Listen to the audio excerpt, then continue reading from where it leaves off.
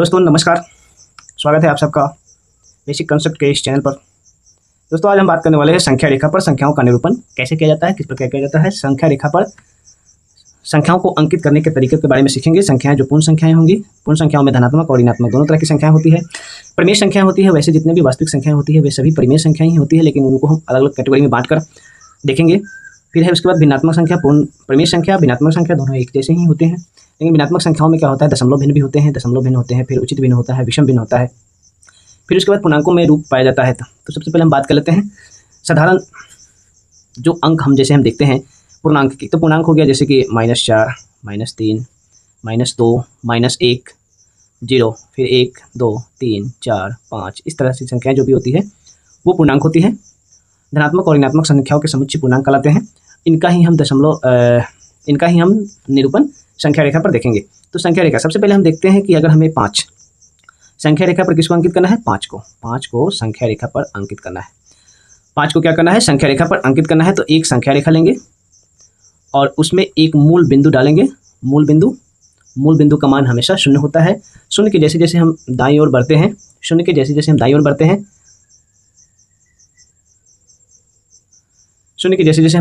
हैं, तो हमारा मान धनात्मक रूप में प्राप्त होता है, और बाईं ओर बढ़ते हैं तो हमारा मान ऋणात्मक रूप में प्राप्त होता है। यहाँ डाल देते हैं 1, 2, 3, 4, 5, 6, 7, 8, 9 इस प्रकार से इधर भी हम डाल देते हैं अंक को। -1, -2, -3, -4, -5, -6, -7 और इस तरह से आगे भी हम बढ़ते जाएंगे, क्योंकि ये जो होती है संख्याएं होती है अनंत होती है। संख्याओं का कोई अंत नहीं होता है। पूर्णांक संख्याओं का कोई अंत नहीं होता है। प्राकृतिक संख्याओं का भी कोई अंत नहीं होता है। शुरुआत तो होती है मगर कोई अंत नहीं होता है। तो संख्याएं सभी असीमित होती है, अनंत होती है। लेकिन पूर्णांक में हम सबसे छोटा पूर्णांक और सबसे बड़ा पूर्णांक दोनों प्राप्त नहीं कर सकते। प्राकृतिक संख्या हम सबसे छोटा प्राप्त कर सकते हैं, 1 होता है। पूर्ण संख्या सबसे छोटा 0 होता है। लेकिन परिमेय संख्या पूर्णांक हम सबसे छोटा प्राप्त नहीं कर सकते, क्योंकि छोटा ये दोनों संख्या रेखा के दोनों ओर बढ़ते जाते हैं, इसलिए हम पूर्णांक प्राप्त नहीं कर सकते, सबसे छोटा और ना ही सबसे बड़ा। ना तो सबसे छोटा प्राप्त कर सकते हैं, ना ही सबसे बड़ा प्राप्त कर सकते हैं। तो इस बात का हमेशा ख्याल रखें। तो इस संख्या रेखा पर अगर 5 को लिखना है तो डायरेक्ट हम देख लेते हैं कि यहाँ 1, 2, 3, 4, 5 ये जो हमारा हो गया संख्या रेखा पर निरूपित हो गया। ये देख लीजिए, ये संख्या रेखा पर इस तरह से हमने कर दिया। ये हमारा हो गया 5 संख्या रेखा पर।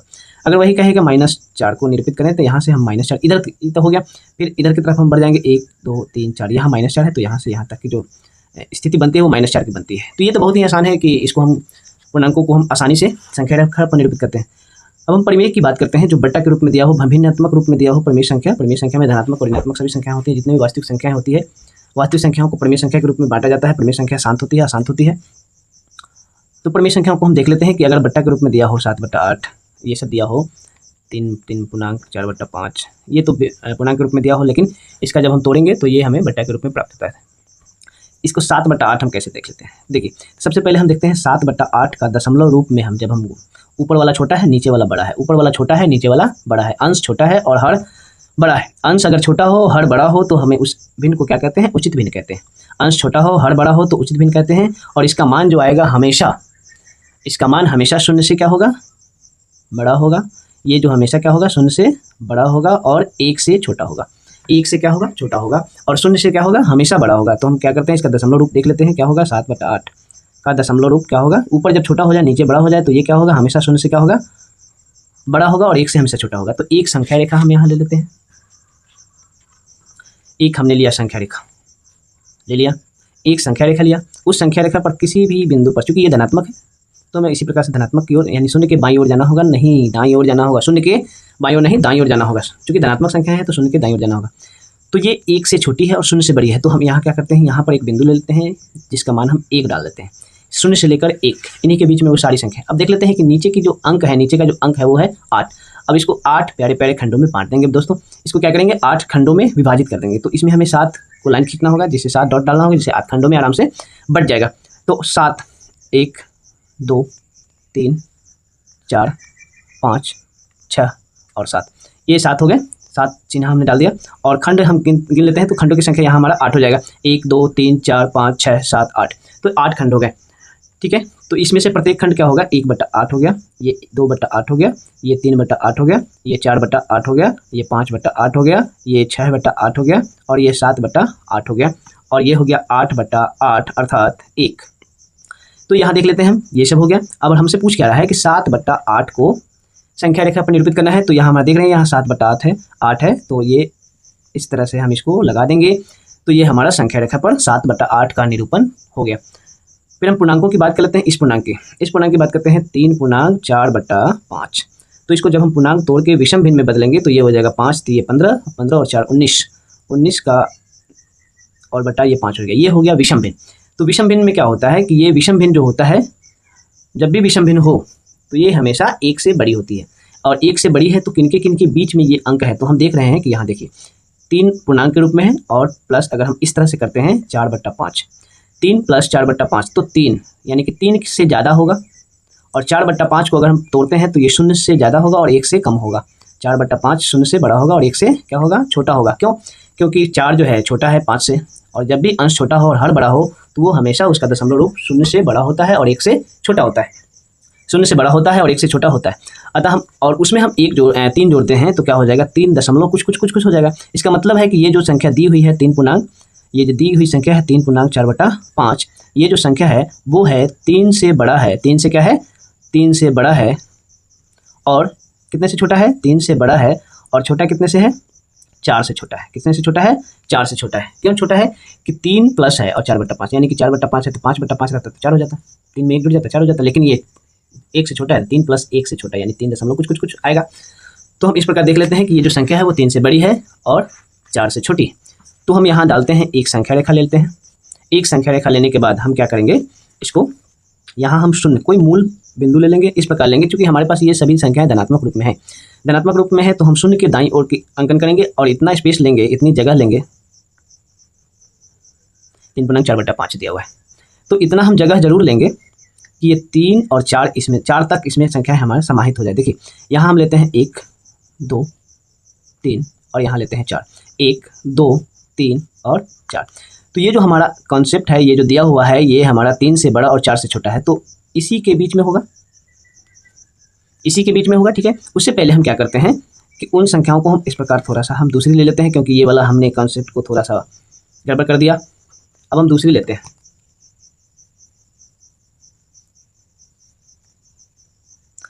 इस वाले में हम देखते हैं कि हमने सिर्फ समझाने के लिए ये वाले रेखा पर 3 और 4 के बीच का जो अंकन किया, ये उत्तर नहीं हुआ, ये जवाब नहीं है। इसमें हम जवाब ढूंढने की कोशिश करेंगे। 0 यहाँ मूल बिंदु के रूप में डाल देते हैं। उसके बाद हमने डाला 1 2 3 और ये हो गया हमारा 4, क्योंकि 3 और 4 के बीच में संख्या है। तो यहाँ नीचे क्या है, 5, तो प्रत्येक 1 2 3 4, तो प्रत्येक में हम 5-5 का खंड बना लेंगे। नीचे कितना है, 5 है, तो प्रत्येक इसमें भी 5 खंड, इसमें भी 5 खंड, इसमें भी 5 खंड, इसमें भी 5 खंड, प्रत्येक में हम 5-5 का खंड बना लेंगे। तो हम 5 का खंड बनाने के लिए क्या करेंगे, 1 2 3 4, 1 2 3 4 5, 5 खंड हो गए। फिर से इसमें 4 बिंदु डालेंगे, 1 2 3 4, 5 खंड हो गए, 1 2 3 4, 5 खंड हो गए, 1 2 3 4, 5 खंड हो गए, प्रत्येक में 5 खंड हो गए। अब हमारा ऊपर की संख्या यहाँ दिया हुआ है 19, यहाँ ऊपर की संख्या दिया हुआ है 19, तो अंश है 19 और हर है 5, तो यहाँ से हम 19 बिंदु तक जाएंगे। 1 2 3 4 5 6 7 8 9 10 11 12 13 14 15 16 17 18 19, ये हमारा 19 आता है। तो यहाँ से लेकर यहाँ तक की जो संख्या हो गई हमारा 19 हो गया, और ये हो गए 19/5, 19/5 यानी 19/5 हो गया। तो यहाँ से अगर हम इसको बात करेंगे तो ये क्या हो जाएगा, देखिए ये हो जाएगा 1/5, 2/5, 3/5, 4/5, ये हो गया 5/5, ये हो गया 6/5, ये 7/5, 8/5, 9/5 और ये 10/5, 11/5, 12/5, 13/5, 14/5, फिर ये हमारा आता है 15/5, 16/5, 17/5 और ये 18/5, और ये हो गया हमारा 19/5। तो इस प्रकार हमने पूर्णांक के रूप में भी दी गई संख्या को विषम भिन्न में बदलने के बाद उसको हम संख्या रेखा पर निरूपित कर सकते हैं। संख्या रेखा पर निरूपित कर सकते हैं, ये तो हमने सीख लिया। अब हम सीखेंगे दशमलव भिन्नों को संख्या रेखा पर कैसे निरूपित किया जाए। दशमलव भिन्न को कैसे निरूपित किया जाएगा, दशमलव भिन्न को, दशमलव भिन्न में क्या आता है कि अगर हम इन्हें यहाँ दे दिया 2.3, तो 2.3 संख्या रेखा पर क्या करना है, निरूपित करना है। 2 क्या करना है, 3 संख्या रेखा। तो हम देख लेते हैं कि ये जो है 2 से बड़ा है, 2 से क्या है 2.3 बड़ा है, और 3 से क्या है ये छोटा है। 2.3 2 से बड़ा है और 3 से क्या है छोटा है। तो एक संख्या रेखा लेते हैं, एक हमने ले लिया संख्या रेखा, यहाँ हमने डाल दिया 0 और यहाँ हमने डाल दिया 1 और यहाँ हमने डाल दिया 2। ठीक है, चूँकि ये 2 से बड़ा है तो हमें 2 तक नहीं लेना है, हमें 3 तक लेना होगा। 2 तक नहीं लेना, हमें 3 तक लेना होगा। तो इसको आगे की ओर बढ़ाते हुए हम लोग यहाँ एक और बिंदु डालते हैं, यहाँ 3 लगा देते हैं। तो देखिए प्रत्येक खंड के अंदर हम क्या करेंगे, 10 भाग करेंगे। कितने भाग करेंगे, 10 भाग। इसके अंदर भी 10 भाग करेंगे, इसके अंदर भी 10 भाग करेंगे और इसके अंदर भी 10 भाग करेंगे। तो यहाँ 1 2 3 4 5 6 7 8 9 और 1 10। 1 2 3 4 5 6 7 8 9 और ये 10। 1 2 3 4 5 6 7 8 और 9 और 1 10। 1 2 3 4 5 6 7 8 9 और ये 10। सबके बीच में हमारा 10 10 का भाग लग गया। अब हम क्या करेंगे, 2 के बाद, ये संख्या है 2 के बाद और 3 के पहले है, तो 2 और 3 के बीच में हम इसको क्या करेंगे, जूम कर देंगे। क्या करना है, इसको जूम कर देना है। जूम कर देना है, जूम का मतलब हुआ हाईलाइट कर देंगे। तो जब हम हाईलाइट करेंगे तो ये हमारी जो संख्या होगी वो क्या हो जाएगी, थोड़ा निकल कर आएगी। क्या हो जाएगी, थोड़ा सा निकल कर आएगी। अब हमें इधर वाली संख्या और उधर वाली संख्या को नहीं लेना है। 2 और 3 के बीच, क्योंकि हमने हाईलाइट किसको किया है, 2 और 3 को हाईलाइट किया है। हम तो यहीं भी कर सकते थे, यहाँ भी कर सकते थे, लेकिन हमने थोड़ा सा सोचा कि इसको समझा दिया जाए बेहतर तरीके से। क्योंकि यहाँ देखिए ये हो जाएगा 2.1 2.2 2.3, तो ये हमारा 2.3 यहीं पर हो जाता है। लेकिन समझाने के लिए थोड़ा बड़ी अंक में समझाएं तो यहाँ हमारा देख लीजिए, ये एक फिर से इसमें 10 खंड, चूँकि ये 10 खंड यहाँ पर दिया हुआ है ऑलरेडी, तो इसलिए इसमें भी 10 खंड हम डालेंगे। तो ये हो जाएगा 1 2 3 4 5 6 7 8 और ये 9। ये हमारा हो जाएगा 2 के बाद रहता है 2.1 2.2 2.3 2.4 2.5 2.6 2.7 2.8 2.9 और 2.10 अर्थात 1 जुड़ जाएगा तो 3 हो जाएगा। अब हमारा जो दिया हुआ है संख्या रेखा का निरूपण वो है 2.3, तो ये जो हमारा अंक दिया हुआ है यही हमारा क्या हो जाएगा, आंसर हो जाएगा। ये हमारा आंसर हो जाएगा 2.3। हम यहाँ भी इस आंसर को डाल सकते थे, यहाँ भी हमारा आंसर प्राप्त हो रहा था 2.3। इसको हमने यहाँ से इस तरह कर देते तो ये हमारा आंसर यहाँ से भी प्राप्त हो जाता, लेकिन यहाँ से प्राप्त हम नहीं किए हैं, हम उसको आगे ले गए हैं ताकि बेहतर से समझ में आ जाए। चलिए आगे हम देखते हैं कि अगर 2.45 दिया हो तो इसको हम कैसे करेंगे, इसका निरूपण हम कैसे करेंगे। 2.45 दिया हो तो इसका निरूपण हम कैसे करेंगे, तो देखते हैं। ये भी क्या है, 2 से बड़ी संख्या है। ये संख्या क्या है, 2 से बड़ी है और 3 से छोटी है। तो देख लेते हैं, 2 से बड़ी संख्या है और 3 से क्या है, छोटी संख्या है। तो यहाँ हम ले लेते हैं, तो डायरेक्ट भी ले सकते हैं, लेकिन नहीं, डायरेक्ट हम नहीं लेंगे। यहाँ मूल बिंदु डालेंगे, चूँकि धनात्मक है तो आगे की ओर बढ़ेंगे। यहाँ हम 1 डाल लेंगे और यहाँ 2 डाल, यहाँ हम 1 डाल लेते हैं और यहाँ हम 2 डाल लेते हैं और यहाँ 3 डाल लेते हैं। चूँकि हमारे पास जो संख्या है वो 1 2 3, 2 और 3 के बीच में रखनी है, तो हम क्या करेंगे, इसमें भी 10 खंड बना लेंगे। यहाँ भी 10 खंड और यहाँ भी 10 खंड। 1 2 3 4 5 6 7 8 9, 10 खंड हो गए हमारे। 1 2 3 4 5 6 7 8 और 9, ये 10 खंड हो गए। 1 2 3 4 5 6 7 8 और 9, ये 10 खंड हो गए। ये दोनों में 10 खंड हो गए। तो अगर हम इसको देख लेते हैं तो यहाँ हमारा जो भी है, यहाँ देख लेते हैं क्या हो जाएगा। ये 2.1 2.2 2.3, ये हमारा है 2.4, ये हमारा है 2.5, ये हमारा है 2.6 और ये हमारा है 2.7। यहाँ देखिए ये है 2.8, ये है 2.9 और ये 3 हो गए। इस प्रकार हम देखते हैं कि 2 और 3 के बीच, ये सारे खंड हमें 2 और 3 के बीच में है। तो ये क्या करेंगे हम, 2 और 3 के बीच में, तो ये 2 और 3 को क्या करेंगे, हमने हाईलाइट किया। 2 और 3 को हाईलाइट कर दिया। हाईलाइट करके हमने क्या किया, यहाँ ले लिया। ये 2 को यहाँ ले लिया हमने, 2 हो गए और 3 को हमने यहाँ ले लिया, 3 को हमने यहाँ ले लिया। अब 2 और 3 के बीच में फिर वही बात, 10 खंड डालने हैं। कितने खंड डाले हैं, 10 खंड। 2 और 3 के बीच में हमें 10 खंड डालने हैं, तो 1 खंड 2 3 4 5 6 7 8 9, 10 खंड हो गए हमारे। ये जो हमारे 2.1 2.2, यहाँ वही चीज़ है 2. यहाँ हम ये इसको नहीं भी लिख सकते हैं, क्योंकि इसको हमने क्या किया, हाईलाइट करके जूम करके यहाँ लाया, तो ये संख्याएं क्या हो गई, बड़ा रूप में आ गया। वैसे भी हम लोग जूम करते हैं, हाईलाइट करते हैं और उसको जूम करके देखते हैं तो क्या होता है, उसको पहले हाईलाइट करते हैं, क्या करते हैं, उसको पहले हाईलाइट करते हैं, फिर उसको क्या करते हैं, जूम करते हैं, क्या करते हैं, जूम करते हैं, तो वो संख्या हमें बड़ा साइज के रूप में प्राप्त होता है, जिससे हम आसानी से उस पर कार्य कर सकते हैं। तो 2 के बाद जो पहला बिंदु होगा वो 2.1 होगा, फिर दूसरा 2.2 होगा, तीसरा 2.3 होगा, अगला 2.4 2.5 2.6 2.7 2.8 2.9। इस प्रकार की संख्याएं हमें मिलती जाएंगी और ये 2.10 अर्थात 3। तो ये जो संख्या हमें मिल गई। अब हमें सोचना क्या है कि ये जो संख्या दिया हुआ है 2.45 जो संख्या दिया हुआ है 2.4 और उसके बाद है 5। इसका मतलब है कि ये जो संख्या है वो 2.4 से बड़ी है, 2.45 और 2.5 से छोटी है। ये संख्या दी हुई संख्या जो है वो 2.4 से बड़ी है, यानी कि आप देख लीजिए 245।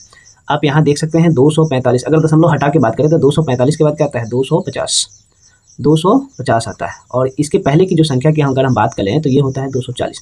तो 240 के बाद है 245, उसके बाद 50, यानी कि 2.4, यानी 2.40 के बाद 2.45 और उसके बाद है 2.5।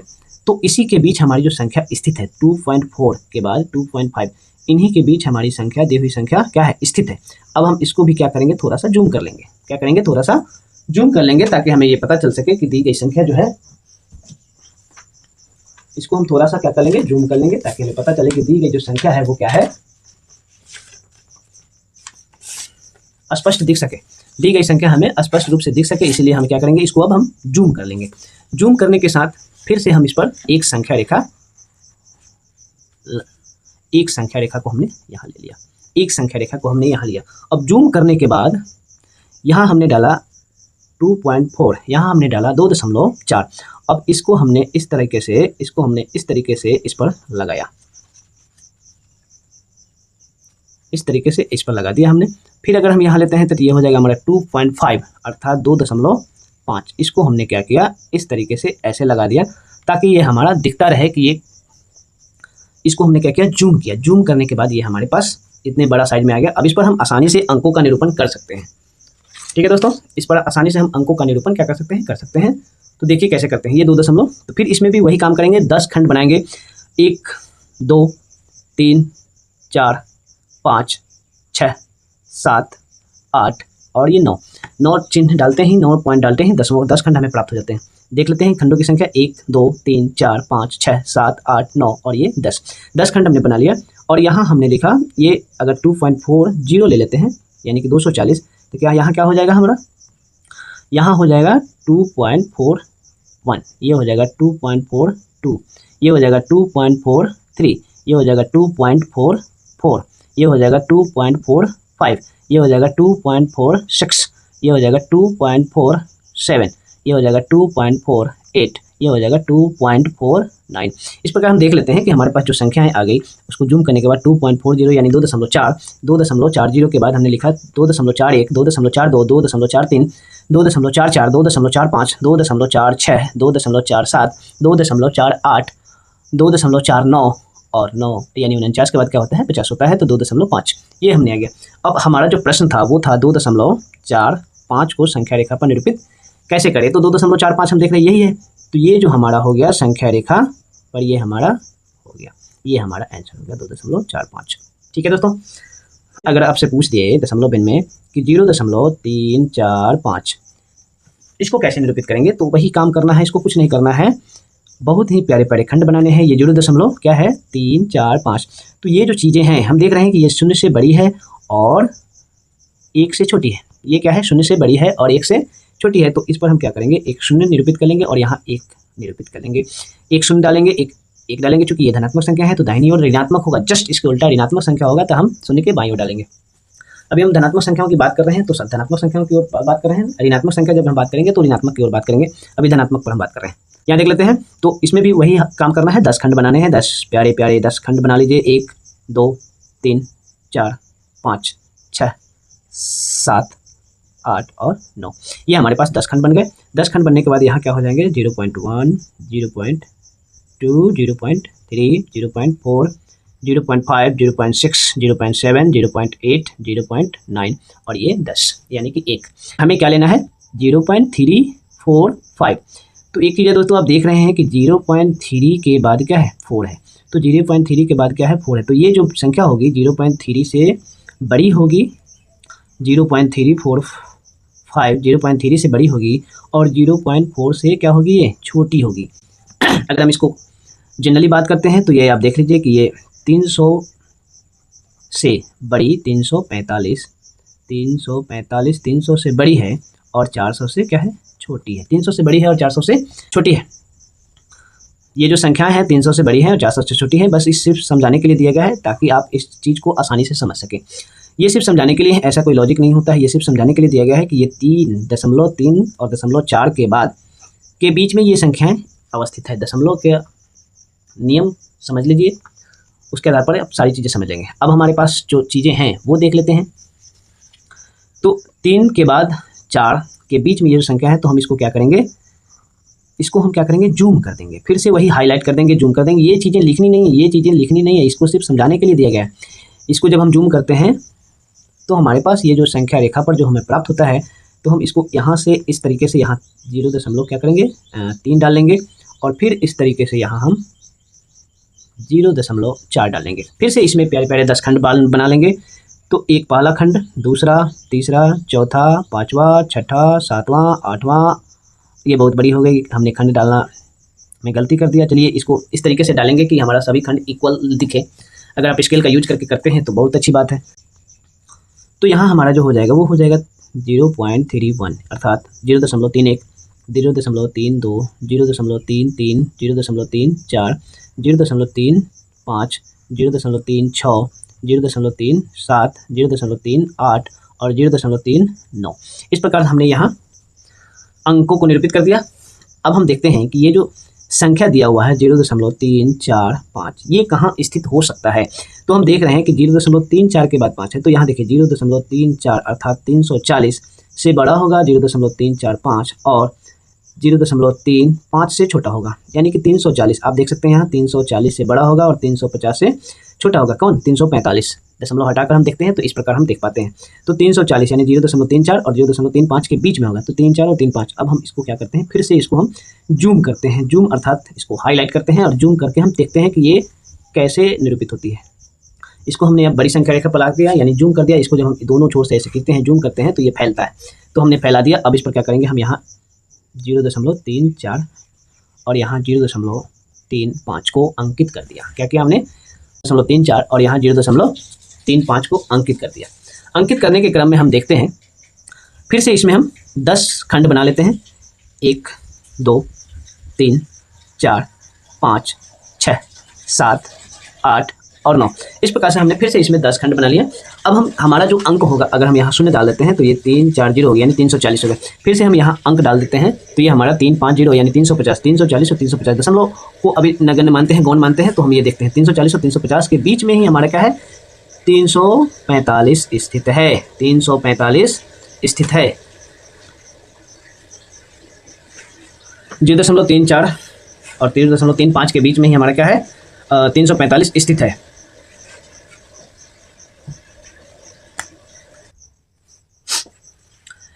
तो हम देख रहे हैं कि यहाँ 340 हमने एक बिंदु अंकित किया और यहाँ हमने 350 यानी कि 0.35 और 0.34 क्यों अंकित किया, क्योंकि इसको हमने जूम किया है। क्यों किया है, क्योंकि इसको हमने जूम किया है। इसको जब हम जूम किए हैं तो हमें ये इस तरह से प्राप्त होते हैं। इसको हमने क्या किया है, फैलाया है, जूम किया है। तो जूम करने के बाद ताकि चीज़ों को हम स्पष्ट रूप से समझ सकें, इसलिए हमें जूम करना पड़ा है। तो यहाँ 340, तो यहाँ होगा 0.341, फिर यहाँ होगा 0.342, यहाँ होगा 0.343, यहाँ होगा 0.344, यहाँ होगा 0.345, यहाँ होगा 0.346, यहाँ होगा 0.347, यहाँ होगा 0.348, यहाँ होगा 0.349। इस प्रकार हमने सभी संख्याओं को, सभी अंकों को अंकित कर दिया। अब हमारे पास जो प्रश्न है वो है 0.345 को इंगित करना है। तो हम देख रहे हैं कि यहाँ हमारा क्या है, 0.345 स्थित है। बस यही हमारा क्या हो गया, आंसर हो गया 0.345। इसके ऋणात्मक मान को अगर हम देखते हैं तो इसके हम जैसे ऋणात्मक मान की ओर बढ़ेंगे तो हम क्या करेंगे, हमने धनात्मक मान के लिए 0 के बाद अंकित किया है और ऋणात्मक मान के लिए हम क्या करेंगे, 0 के पहले अंकित करेंगे। ये सारी चीज़ें बदल जाएंगी। कैसे बदलेगी, आइए देख लेते हैं। अब हम देख लेते हैं ऋणात्मक मान। ऋणात्मक मान के लिए संख्या रेखा, ऋणात्मक मान के लिए, तो ऋणात्मक मान के लिए अगर हम देखते हैं तो देखिए, अगर हमें -3 को संख्या रेखा पर निरूपित करना है तो हम यहाँ क्या करेंगे, एक संख्या रेखा लिखेंगे, 0 को यहाँ डालेंगे और इधर 1, 2, 3, -1, -2, -3, 0 को इधर डाले हैं। चूंकि ऋणात्मक है तो ये हमारे 0 के बाईं ओर चलेंगे और -1, -2, -3 इस प्रकार हमने इसको डाल दिया। ये हमारा -3 का संख्या रेखा हो गया। अगर हमको डालना हो -2/3 तो एक संख्या रेखा लेंगे संख्या रेखा पर फिर से शून्य हम दाईं ओर डालेंगे और बाईं ओर की स्थिति में हम आगे की ओर बढ़ते जाएंगे। फिर हम देख लेते हैं कि अंश क्या है, छोटा है और हर बड़ा है। इसका मतलब है कि ये 0 से बड़ा होगा, 0 से छोटा होगा और 1 से बड़ा होगा।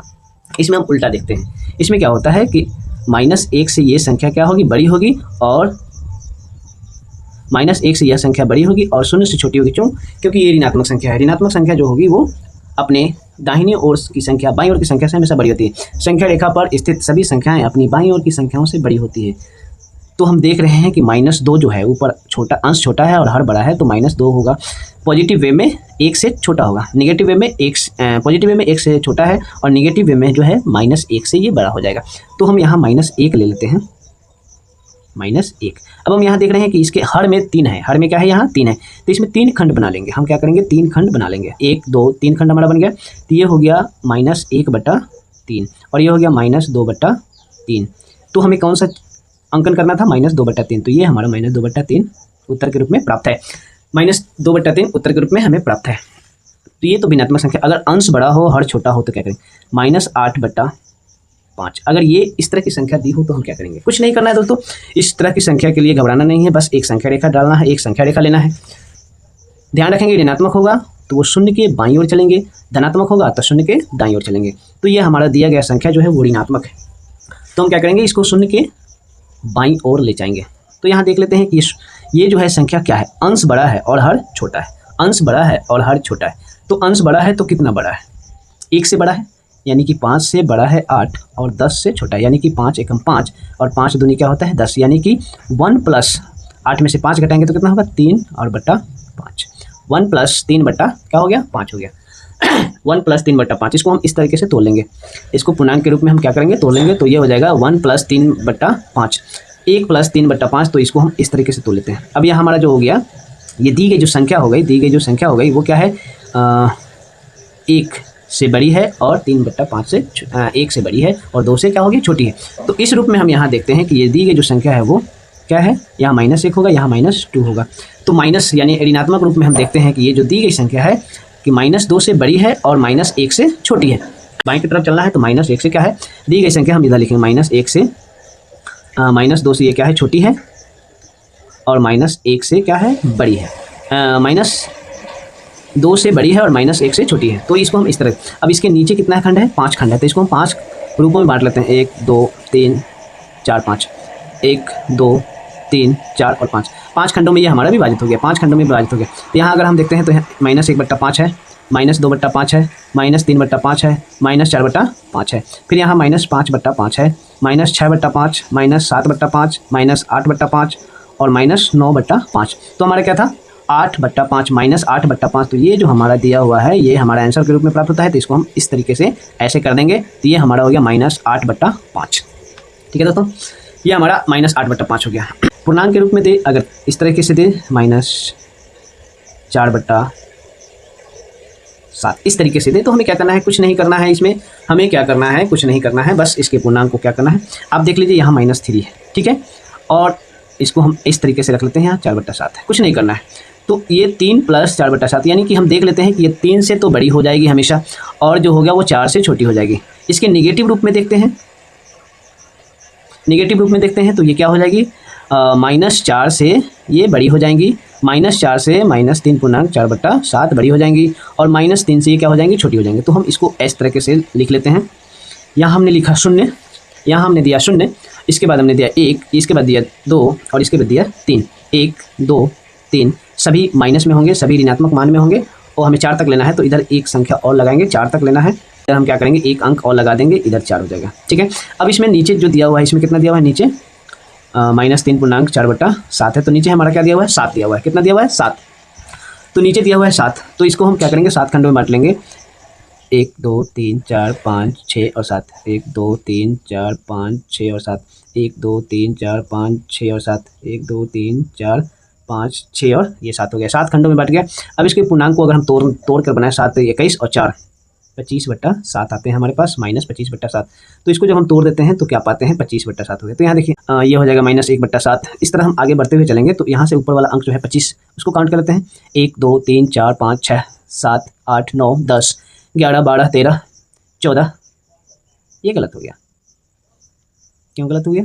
1 2 3 4 5 6 7 सातों है 1 2 3 4 5 6 7 8 9 10 11 12 13 14 15 16 17 18 19 20 21 22 23 24 25 26 27। तो 25 हमें करना है, तो ये हो गया 25 माइनस 25/7। तो यहाँ से हम इसको इस तरीके से कर देंगे तो ये हमारा कंप्लीट हो जाएगा -25/7। ठीक है, अब हम दशमलव पर आते हैं। दशमलव अगर यहाँ दिया हुआ है -2.34, तो फिर उसी तरह ही काम करना है, इसमें कुछ नहीं करना है। एक संख्या रेखा लेनी है, एक संख्या रेखा लेनी है, संख्या रेखा के दाईं ओर शून्य डाल देना है, क्योंकि शून्य के बाईं ओर हमारा सारी क्रिया करना है। तो यहाँ शून्य डाल देंगे, फिर हमें 2 दशमलव यानी 2 और 3 के बीच में के अंक है, तो हम यहाँ 1 2 और 3 इस तरह की 3 संख्या ले लेंगे, क्योंकि 2 और 3 के बीच में यहाँ 1 है, यहाँ 2 है और यहाँ 3 है।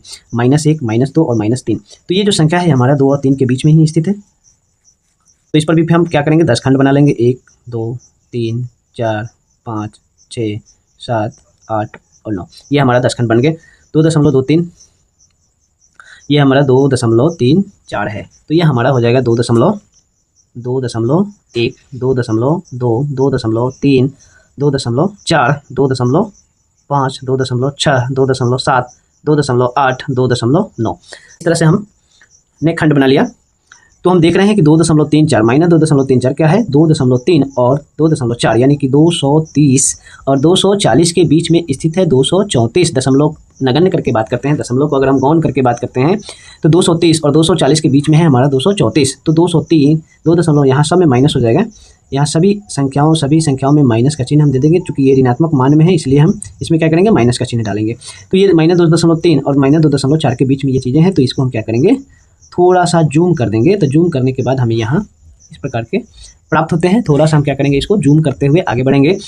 तो यहाँ 2.4 है, तो इसको हमने यहाँ इस तरीके से लगा दिया, और फिर यहाँ हमारा 2.3 है, तो ये हमारे इस तरीके से लगा दिया।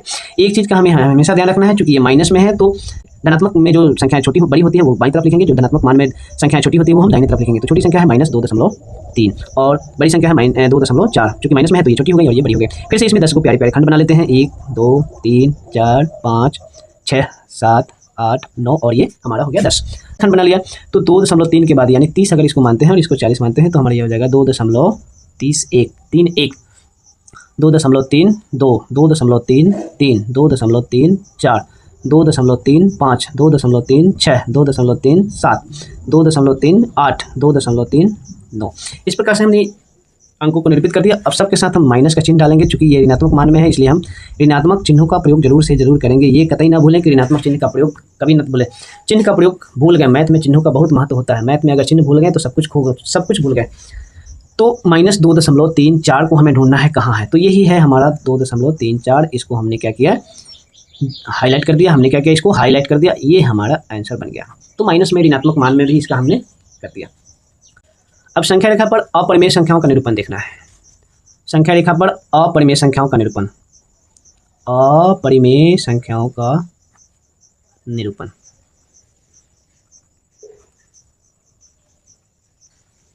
ये तो हमने देखा परिमेय संख्याओं का निरूपण संख्या रेखा पर। अब देखना है अपरिमेय संख्याओं का संख्या रेखा पर निरूपण कैसे करते हैं। जैसे मान लेते हैं यहाँ हो गया 2, √2 क्या हो गया, क्या हो गया, √2 हो गया, √2 हो गया। संख्या रेखा पर क्या हो गया हमारा, √2। तो संख्या रेखा पर हमारा क्या हो गया, √2। तो यहाँ से हम क्या लेंगे, एक संख्या रेखा ले लेते हैं। क्या ले लेते हैं, एक संख्या रेखा। वहाँ पर कोई बिंदु डाल लेते हैं जो शून्य को इंगित करता हो। क्या करते हैं, जो हमारा शून्य को इंगित करता हो, शून्य को दर्शाता हो। शून्य को दर्शाने वाला एक बिंदु हम यहाँ डाल लेते हैं। उसके बाद यहाँ से एक एकांक, कोई एक बिंदु लेते हैं जो एक एकांक को इंगित करे। क्या करे, एक एकांक को इंगित करता हो। ठीक है, शून्य से ए एक बिंदु लेते हैं जो एक एकांक को इंगित करता हो। शून्य से ए तक एक बिंदु ले लेंगे। शून्य से ए की दूरी को मापते हुए कोई एक बिंदु ले लेंगे, उसको एक एकांक मान लेंगे। ठीक है, अगर हम इसको शून्य को अगर हम पी मानते हैं तो शून्य को पी और बिंदु ए, तो पी ए बराबर एक एकांक ले लेते हैं, एक एकांक। अब हम क्या करते हैं कि शून्य को बिंदु ए पर एक लंब डालते हैं। बिंदु ए पर एक क्या किया हमने, लंब डाला। बिंदु पी ए पर एक हमने लंब डाला और उस लंब से ए एन एक बिंदु काटा, एन एक बिंदु काटा जिसकी दूरी ए एन बराबर एक एकांक, यानी कि पी ए के बराबर ए एन एक रेखाखंड इसमें से काट लिया। काटने के बाद हमने क्या किया, बिंदु ओ को बिंदु एन से हमने क्या किया, मिला दिया। बिंदु ओ को बिंदु एन से हमने क्या किया, मिला दिया। तो ये हमारा √2 2 हो जाएगा। कैसे होगा आइए देखते हैं। अब देख लीजिए पाइथागोरस प्रमेय तो आता ही होगा, पाइथागोरीय प्रमेय तो आता ही होगा। देखिए यहाँ एक एक अंक है और यहाँ भी एक एक अंक है, एक मान लेते हैं, एक इसको भी मान लेते हैं। तो पाइथागोरीय प्रमेय से हम यहाँ देख लेते हैं पाइथागोरीय प्रमेय, इसके माध्यम से हम देखते हैं कि अगर ये एक त्रिभुज का रूप लेता है और चूंकि ये एक कोण समकोण है, चूंकि इस पर लंब है तो ये समकोण होगा, तो ये समकोण है, समकोण के सामने वाली जो भुजा होती है वो कर्ण होती है, जिस पर समकोण आधारित होता है वो आधार होता है, और इसके सामने की जो भुजा जो लंबवत होती है उसको हम लंब बोलते हैं। ठीक है, तो पाइथागोरीय प्रमेय में क्या होता है कि आधार स्क्वायर प्लस लंब स्क्वायर बराबर कर्ण स्क्वायर होता है। ठीक है, तो यहाँ हम देख लेते हैं कि आधार स्क्वायर, आधार कितना है 1 है, लंब कितना है 1 है, और कर्म तो पता नहीं है, कर्म क्या है पता नहीं है, तो कर्म ओ एन हम ले लेते हैं, ओ एन स्क्वायर हो जाएगा, ये एक हो जाएगा और एक हो जाएगा बराबर ओ एन स्क्वायर हो जाएगा। फिर एक और एक क्या हो जाएगा 2 हो जाएगा और बराबर ओ एन स्क्वायर हो जाएगा। क्योंकि स्क्वायर इधर वर्ग है तो इधर से जब इधर हम करेंगे तो ये हो जाएगा √2 बराबर ओ एन अर्थात ये कर्म, ये क्या हो गया कर्म, तो ये √2 के रूप में आ जाएगा। तो इसको हम क्या करते हैं एक इस तरीके से एक डॉट डॉट डॉट के रूप में यहाँ डाल लेते हैं, यहाँ एक बिंदु आ गया, ये √2 हो गया। √2 यानी कि 2 से कम यानी कि इसका दशमलव मान होता है 1.414 अर्थात ये 1.5 से भी कम होता है। तो इसी प्रकार अगर हम यहाँ 2 आता है तो 1.5 यहाँ आता है, इससे थोड़ा सा कम, बस थोड़ा सा आइडिया से इसको डाल देते हैं। इस प्रकार ये हमारा √2 ऐसे हो गया और √2 यहाँ हमने कर दिया। इस पर एक बिंदु डाल लेते हैं एन एंड क्यू ले लेते हैं। इस प्रकार हमारा ओ क्यू जो हो गया √2 हो गया। इस प्रकार हम संख्या रखा, ये सब चीज़ें लिखनी है 9th क्लास में लिखनी है, ये सब सारी चीज़ों का 9th क्लास में उपयोग करना है। तो ओ क्यू हमने √2, इसी प्रकार √3 का भी प्रयोग करते हुए हम क्या करेंगे, √3 अगर हमको लिखना हो तो कैसे लिखेंगे। फिर इस बिंदु पर जो हमने क्यू लिया √2 के रूप में लिया, इस बिंदु पर एक लंब डालेंगे, एक लंब से फिर एक एकक क्यू पी नहीं आर, क्यू आर एक एकक हमने फिर से काट लिया। फिर वही प्रक्रिया अगर हम यहाँ से करेंगे तो यहाँ देखिए पी क्यू क्या होगा, हमें अब इसको क्या करेंगे ओ और आर को मिलाएंगे, क्या करेंगे ओ और आर को हम क्या करेंगे मिला देंगे। तो ओ आर चूँकि इस ये यहाँ से ये त्रिभुज हो गया, इस त्रिभुज का ये ओ आर कर्ण हो गया, तो ओ आर स्क्वायर कर्ण स्क्वायर बराबर क्या होता है, ओ आर स्क्वायर बराबर होगा O Q square plus Q R square. देखिए ये कैसे होगा, ओ आर स्क्वायर बराबर क्या हो जाएगा O Q square plus Q R square अर्थात कर्ण स्क्वायर बराबर आधार स्क्वायर प्लस लंब स्क्वायर, ये आधार है आधार स्क्वायर। तो ओ आर स्क्वायर बराबर O Q square plus Q R square. तो ओ क्यू कितना है हमारा √2 है, इसको स्क्वायर कर देंगे, ओ आर कितना है हमारा 1 है, इसका स्क्वायर कर देंगे। तो ये हमारा क्या ओ इसका √2 का स्क्वायर 2 होता है प्लस 1 का स्क्वायर 1 होता है, तो हमने देखा कि ये क्या हो गया 3 हो गया। अब √2 का स्क्वायर 2 होता है और 1 का स्क्वायर 1 होता है, तो √2 का स्क्वायर 2 1 का स्क्वायर 1, तो इसको हमने जोड़ दिया तो ऐड कर दिया तो 2 और 1 3 हो गया। फिर हम देख लेते हैं कि ओ आर स्क्वायर बराबर 3 आता है, तो ओ आर क्या आएगा, इधर से वर्ग निकलेगा तो इधर जाके रूट कर देगा ये, ठीक है, इधर जाके क्या करेगा रूट कर देगा। तो इस पर हम देखते हैं कि ये जो संख्या रेखा का निरूपण हो गया, तो यहाँ ओ आर हमारा जो आ गया √3 आ गया। फिर हम इसको यहाँ से इस तरीके से एक डॉट डालेंगे और यहाँ हम √3 लिख देंगे।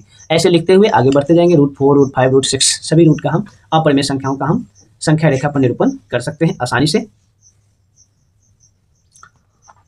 चलिए दोस्तों आज के वीडियो में बस इतना ही, मिलते हैं फिर से अगले वीडियो में नए सब्जेक्ट्स के साथ, नए चैप्टर के साथ।